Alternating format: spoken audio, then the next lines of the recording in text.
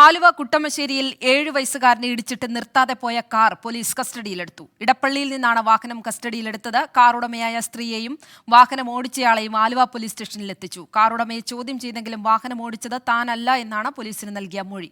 അപകടം നടന്ന സ്ഥലത്തെത്തി പോലീസ് വിവരങ്ങൾ ശേഖരിച്ചിട്ടുണ്ട്. ശ്വാസകോശത്തിലും കരളിലും തലച്ചോറിലും ഗുരുതരമായി ക്ഷതമേറ്റ കുട്ടി വെന്റിലേറ്ററിൽ തുടരുകയാണ്. ശ്രീകാന്ത് കൊച്ചിയിൽ നിന്നും വിവരങ്ങൾ നൽകും. ശ്രീകാന്ത്, ഈ അപകടവുമായി ബന്ധപ്പെട്ട അന്വേഷണം ഏത് ഘട്ടത്തിലാണ് ഇപ്പോൾ എത്തി നിൽക്കുന്നത്? ഈ കാർ ഉടമയെ ചോദ്യം ചെയ്തു, അതിൽ നിന്നും എന്തെങ്കിലും നിർണായക വിവരങ്ങൾ ലഭ്യമായിട്ടുണ്ടോ? ഈ കാർ ഓടിച്ചത് ആര് എന്നത് സംബന്ധിച്ച ഒരു ചോദ്യമാണ് ഇപ്പോൾ ഉയരുന്നത്. അതോടൊപ്പം ആശുപത്രിയിൽ കഴിയുന്ന കുട്ടിയുടെ ആരോഗ്യനില എങ്ങനെയാണ് ശ്രീകാന്ത്?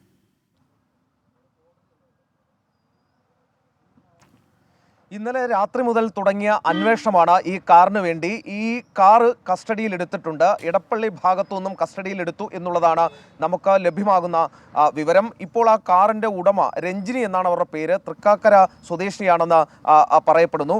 ഈ രഞ്ജിനിയും അതോടൊപ്പം ഈ കാർ ഓടിച്ചിരുന്ന രഞ്ജിനിയുടെ സുഹൃത്തിനെയും പോലീസ് കസ്റ്റഡിയിലെടുത്തിട്ടുണ്ട്. രഞ്ജിനിയുടെ സുഹൃത്ത് നിലവിൽ ഇപ്പോൾ ഇവിടെ ഡിവൈഎസ്പി ഓഫീസിൽ, ആലുവ ഡിവൈഎസ്പി ഓഫീസിൽ എത്തിച്ചിട്ടുണ്ട്. അവിടെ ചോദ്യം ചെയ്യൽ നടക്കുകയാണ്. അതാണ് ഈ ഘട്ടത്തിൽ നൽകാൻ കഴിയുന്ന പ്രധാനപ്പെട്ട വാർത്ത. ഇന്നലെ മുതൽ പോലീസിൻ്റെ ഭാഗത്തു നിന്നും ഈ അന്വേഷണം തുടങ്ങിയതാണ്. കുഞ്ഞിനെ ഇടിച്ചിട്ട ശേഷം നിർത്താതെ പോയ കാർ ആരുടേതാണ്, അത് ഓടിച്ചിരുന്നത് ആര് എന്ന ചോദ്യത്തിന് ഇപ്പോൾ ഏറെക്കുറെ ഉത്തരം കണ്ടെത്തി എന്ന് നമുക്ക് പറയാം. ഇയാളെ ചോദ്യം ചെയ്തപ്പോൾ സമ്മതിച്ചു, ഈ ഓടിച്ചിരുന്നത് താൻ തന്നെയാണ് എന്ന് സമ്മതിച്ചു എന്നാണ് കിട്ടുന്ന വിവരം. ഈ ഇടിച്ചത് കണ്ടില്ല, അത് ശ്രദ്ധിച്ചില്ല എന്നുള്ളതാണ് നൽകിയ മറുപടി എന്ന രീതിയിൽ ചില വിവരങ്ങൾ കൂടി പുറത്തു വരികയും ചെയ്യുന്നുണ്ട്. കുഞ്ഞിൻ്റെ ആരോഗ്യസ്ഥിതി പറയുകയാണെങ്കിൽ കുഞ്ഞിപ്പോഴും വെന്റിലേറ്ററിൽ തുടരുകയാണ്. കുഞ്ഞിന് ശ്വാസകോശത്തിനും അതോടൊപ്പം കരളിനും ഒക്കെ തന്നെ നല്ല പരിക്കുണ്ട്. ഈ ഒരു പശ്ചാത്തലത്തിലാണ് ഇപ്പോഴും വെന്റിലേറ്ററിൽ തുടരുന്നത്. 24 മണിക്കൂർ കഴിയാതെ ഇതിൽ യാതൊന്നും പറയാൻ സാധിക്കില്ല എന്നാണ് ഡോക്ടർമാർ പറയുന്നത്. മരുന്നിനോടൊന്നും കാര്യമായി പ്രതികരിക്കുന്നില്ല എന്നും ആശുപത്രി അധികൃതരോട് സംസാരിച്ചപ്പോൾ മനസ്സിലാക്കാൻ സാധിച്ചു. ഇന്നലെ ഈ സംഭവം നടന്നതിന് ശേഷം കാർ നിർത്താതെ ഇവർ ഓടിച്ചു പോവുകയാണ് ഉണ്ടായത്.